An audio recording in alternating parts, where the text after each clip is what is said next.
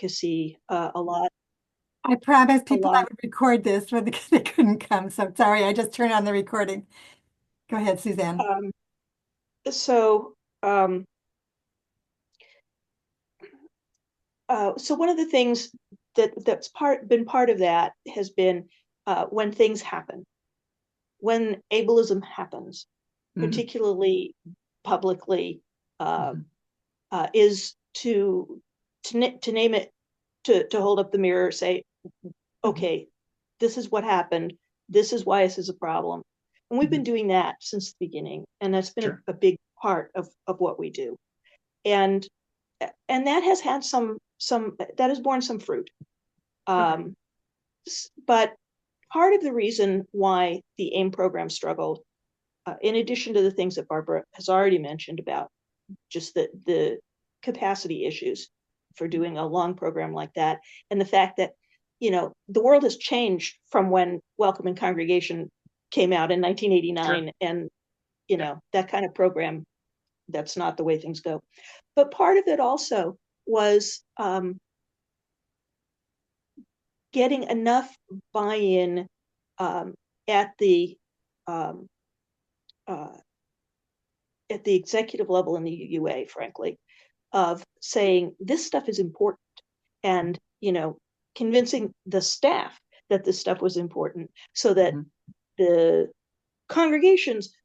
leaders could then get the idea that this stuff is important, and not just as a, oh well, wouldn't that be nice to be nice to people kind of way. Mm-hmm. um, and there's a long way to go, uh, but we have seen a lot of movement there. We actually hear about disability justice, uh, which was never spoken for a long time. Mm-hmm. So, um, so that work has borne fruit, and it continues all the time, and continues because publications come out. It continues because um, uh, we're facing a lot of difficulties in congregations for people, particularly coming back into in-person gathering. There's been a lot of loss of the gains that were made during the all Mm-hmm. online time. And also, one of the things that has happened in the time that EqUUal Access has been around Mm-hmm. is that many, many more people who are public about being disabled have gone into the ministry and into religious professional uh, across the board. And I've lost your voice, Suzanne.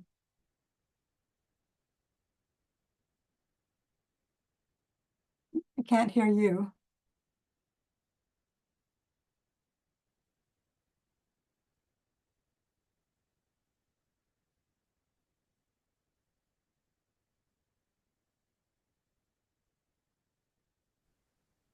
there's still difficulties at the MFC level for people to get through. And when people do come through, uh, we're having a lot of difficulty with people having very bad experiences in congregations. Are Mm. not well prepared. Got it. And that also is true for lay folk in the congregations. Mhm. Sarah Ruth, yeah. Sarah Ruth had something to say. Yeah, just to add that I was one of the folks who has experienced challenges and ableism with the MFC, and that is shaping the discernment process of which direction I will proceed forward. Um, Formative experiences are formative on our ministry. Yeah. So advocacy continues to be a very big part of what our organization does. And then the third component of actually providing ministry and community for disabled UUs was not something that was originally what we did. And we began doing that in March of 2020. And in fact, we're coming up on the 5th anniversary of when we first started to do that work. Got it. And we were doing that weekly, 3 times a week, different kinds of things for 15 months. And with a very small team. And at that point, we had hit capacity. And so we went to once a month. And then this spring, we had, for a number of capacity reasons, we've had to put that all that work on hold, which is disappointing. But, you know, one of the things that we often end up talking about is, particularly when we're working with folks who are not disabled, is that our lives are our lives, and you know, we're not always going to be hitting all the little marks that everybody would expect. But one of the things that we try to do is to be real about who we are, what we're doing, what we can and what we can't do, and to try to keep bringing that and making that an okay thing to do and to say, because that can help make more space for more people. End of sermon. Got it. So one of the things that was accomplished in all of working with the administration is getting 2 different people hired to do by the UUA to do disability work. So there's one person, Gretchen Mon, who works on congregational type issues, and then another person who works in disability justice in the that they're 2 different areas, but they're both working on disability work, and that was directly as a result of our work with the administration of the UUA, that they hired them because of that. So I think I'm feeling really good about how they accepted that as being important. That doesn't mean that ableism doesn't still creep into a lot of things, but at least there's somebody there we can point to that helps us out. So I have a question. Is it okay if I pop in with a question? Yeah. I really appreciated your sharing of your social location, as well as the connection that you have to disability through parenting and everything that is involved with that. What do you feel, how do you feel that social location and that grounding will inform the work that you're doing, or the work that you could be doing in the moderator role? That's a tough question. So I guess the way that I think about it is, you show up with all of your identities to whatever room you go into, right? So to your point, the formative experiences are, it comes with you. I've obviously navigated life in some marginalized spaces, but I've also navigated life in some very privileged spaces. And so I think I have a good sense of those intersections. I try to be very cognizant of the places in which I am showing up from a privileged space, and try to humble myself frequently, honestly. And I think the best way to do that is just to keep in conversation with a very diverse group of people. I think it's the best way, just in general, to keep yourself as a well-rounded person and to know what's going on in the world, because there's just things that aren't apparent to you because you're not proximate to them. And that's true all the time. That's true for multiple groups. It's right. The literal geographic location limits you in what you have access to and what you experience. And so I find, as much as I can kind of open myself up to relationships across lines, and the reason I go back to this, I think one of my kind of ethos of life is sitting in productive conflict, I think it's actually one of the ways to do that, because I think one of the problems that people cut themselves off from kind of opposing views is because they don't feel comfortable engaging in those kind of conversations. And I think the more that we get comfortable with talking with somebody who you don't agree with, that's the only way that you actually start to expand your understanding of the world, is my thought process.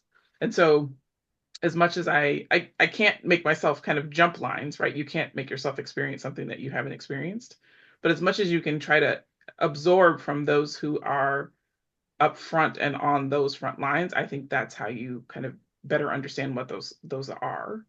And then I think the challenge for the board, and I quasi by the moderator, is around balancing those, right? I think, as has been noted here, there's a multitude of priorities. All of them are important, and all of them are mission aligned and aligned with our values and are part of kind of what we're supposed to be doing as an organization. And the challenge, and I think the real magic, is figuring out, how do we do those? Like, how do we get all of that done when we have limited resources and there isn't, infinite time? And recognizing what I think I bring is recognizing that some of those are foundational long-term things. And those are the not sexy ones that you have to just put some time to, because it's never going to pop to the top. It's never going to be the top priority. It's never going to be the sexy thing that somebody had some big international incident. And it's the stuff that you just have to lay some groundwork and kind of trudge through and make sure that it's happening. And then there are other things that you kind of, on a annual basis, maybe you prioritize and you say, okay, this is, more important this time, and we're going to come back to this next time. But I think that's what it is we, most organizations, this is not unusual. Most organizations drop the foundational stuff because nobody likes to do it. It's it's true for government too, right? Nobody wants to build bridges. Like, that's not sexy stuff. It's necessary. Who's rebuilding roads? You're not going to go out and get like a multi-million-dollar campaign to replace the road. And so it's that kind of stuff, is trying to think through, what are the foundational things that we have to be doing just to make sure that we're both running and we're in alignment with values. And to your earlier point, some of that's evolving, right? As the world evolves, we have to evolve.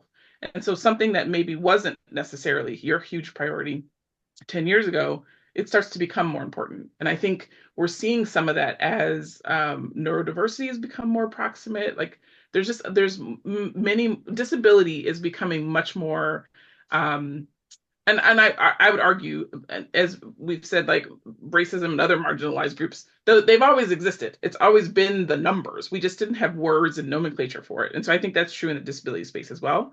As we get more, like, people start to feel more connected to that group, in that it now pertains to me, I think it'll pop as more interest in kind of getting what those accommodations are. There's goods and bads to that. I know that feels icky, because I'm struggling with that now with our government, of like, it shouldn't have to happen to you to care about it. But I think that's part of it, right? Is trying to figure out, and I love the book idea, Barbara. I think that's a great tool, right? To build advocacy, to build empathy, so that it becomes part of the consciousness, because there's so many things competing for your attention, that I think it's those kinds of things that do actually make a difference. So I don't know if that answers your question, but those are my thoughts.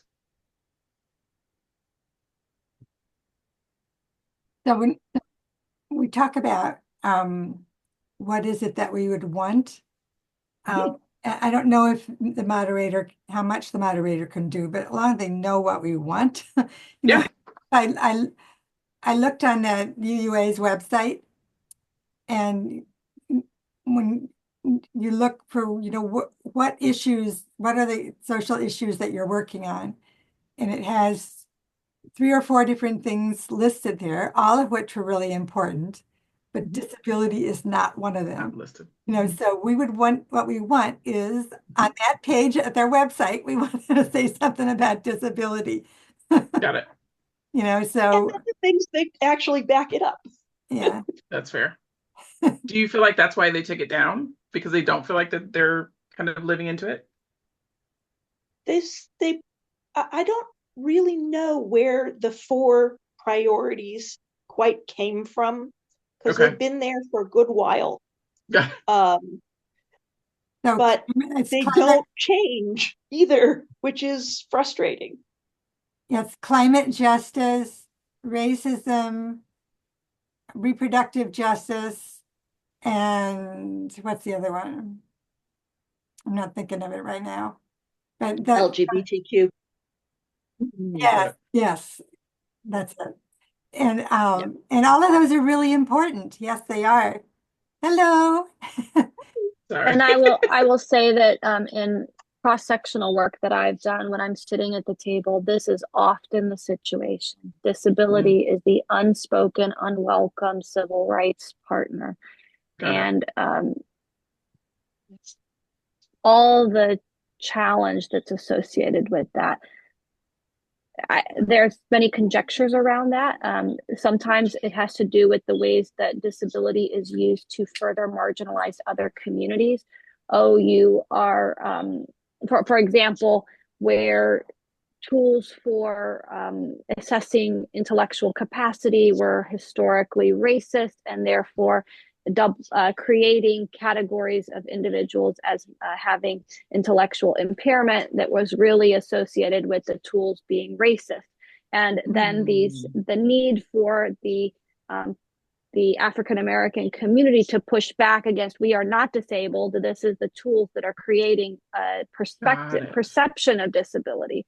Or, for example, in the feminist movement, where women are being held up as hysterical or somehow mentally ill. And then there's that pushback and that distance from the mental illness community to say, no, we are perfectly well, sound of mind feminists. But what that does is it ends up double marginalizing over and over and over again the disability community, and then all those who are co-located as persons of color and disabled, or femme identities and disabled. Yeah, makes sense. Part of the work is to push back on that shame that's associated with disability, because capitalist society is built on productivity. Of all the categories that don't fit into productivity capitalism, it's the disabled community.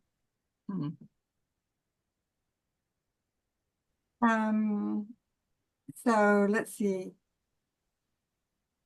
I guess I'm wondering. Can I? Go I'm ahead. sorry, Barbara. Go ahead. There are a couple of other issues. Is this a good spot for me to raise that, Barbara?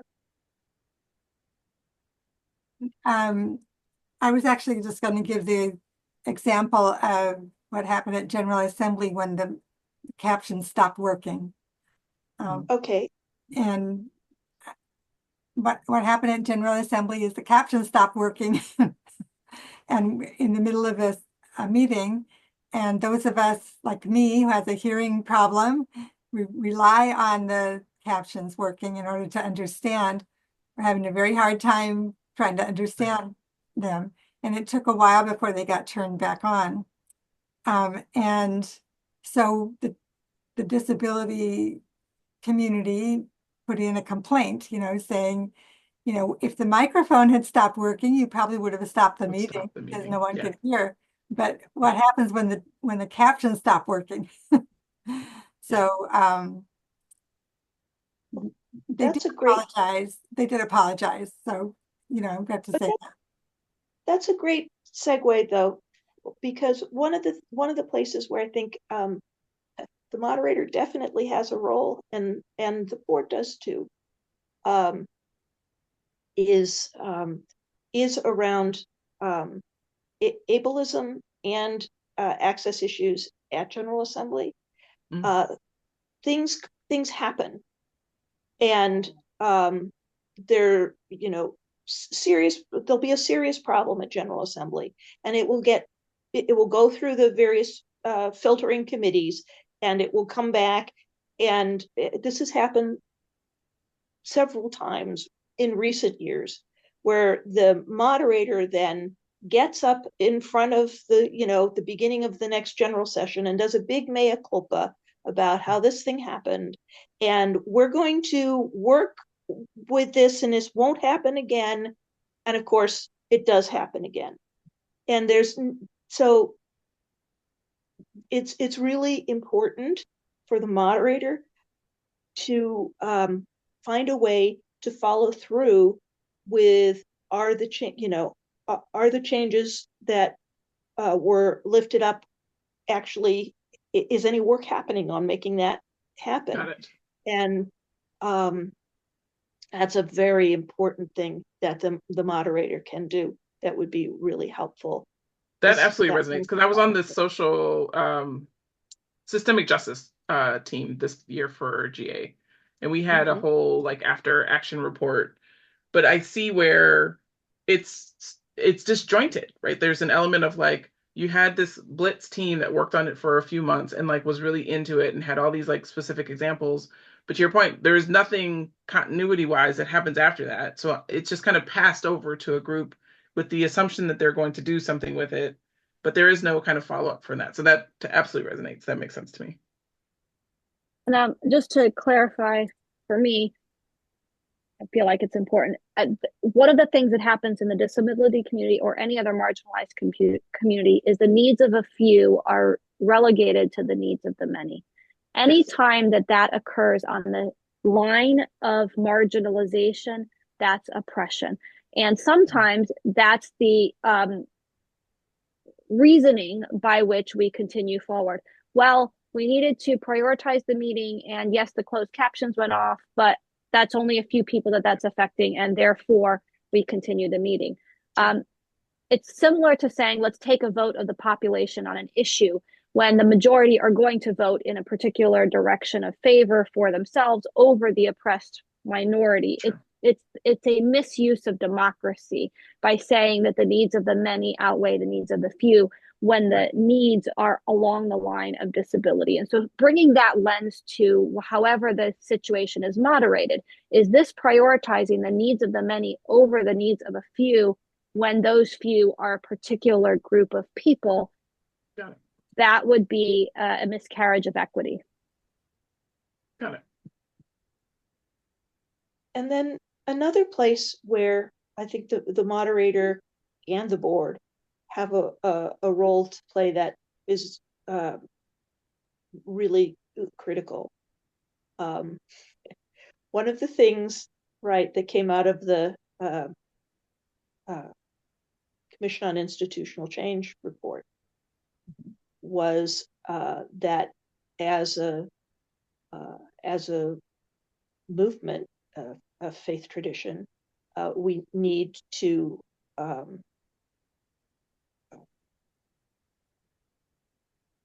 own and deal with our own history, and so to begin to work on reparations. And reparations, when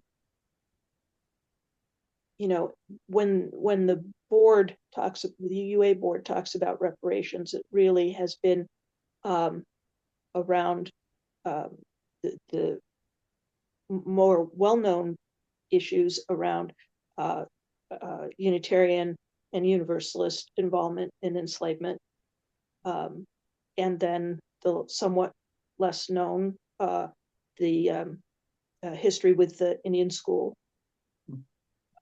But the third branch of that is our history with eugenics. And I am imagining that work is not going to come off of the agenda to do the work towards reparations, and even more just to owning our history. And so that to me is a place where the moderator can have a big impact on helping all of us come to grips with how we have participated in that, and what does that call us to do now? Got it.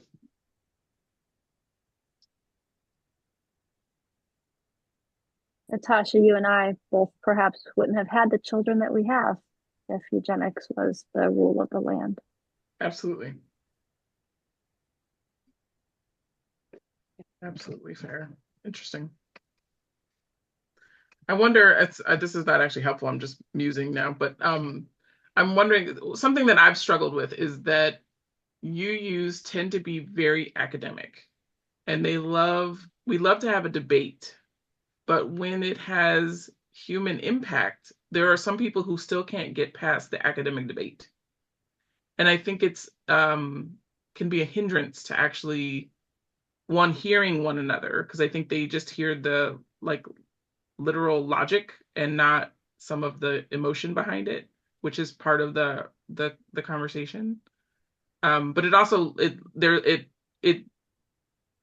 it degrades urgency, because we're just talking about a hypothetical academic exercise, and if it's not like my thing, then it's really just something we're talking about, and like I enjoy talking about it, so let's discuss and discuss and discuss. And I haven't figured out how to like overcome that, but I think it infuses all of our like debates. And one of my favorite facts ever is this element around the first 2 minutes of an argument is about the actual like issue, and after that you're just arguing about how you argue. And it's so true. It's so true. It's like, why are you yelling at me? Why? Well, you did this and that hurt my feelings. And now we're not talking about the actual issue anymore. It's fascinating to watch. I'm gonna have to pay Again, not attention to helpful, that. but I will circle you back to what you said earlier. It's staying in open conversation. That's Yeah. how you address these over intellectualizing, which is a Western perspective of how to do things. A theological class at Meadville was wretched for me because it was all about the philosophical rather than the lived experience. right. And in those conversations, we get into the lived experience. I begin to feel in my body what you're feeling in your body. And then it becomes my issue because now I'm in solidarity and in energetic sync with you in your body. And I get it in a way, even if I didn't put my feet in those shoes, I get it because I'm now sitting close and next to you. You've become part of my community of people on whom I have responsibility for respect, caregiving, etc. So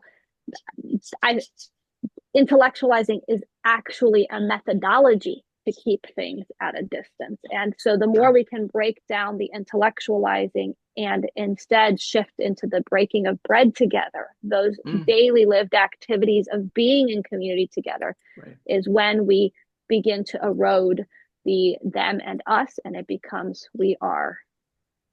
Got it. Makes sense. Yeah. And how do we do that in ways that don't actually involve being in the same place? Because of course we're a very dispersed diaspora community, and also a community where many people have vulnerable immune systems. So yeah.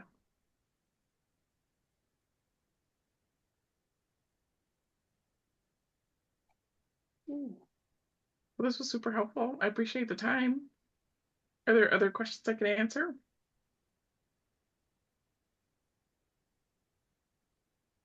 You've given us, really, I feel a good glimpse of how you approach things and how you think about what this role would be and where we need to go. So yeah, thank you. Thank you. Thank you for your time. Okay. And yay for classmates. It's going well so far. I love it. It's been really good. That's great. Okay. People don't always say that about having to campaign, so that's really good. Okay, I'm going to turn off the recording.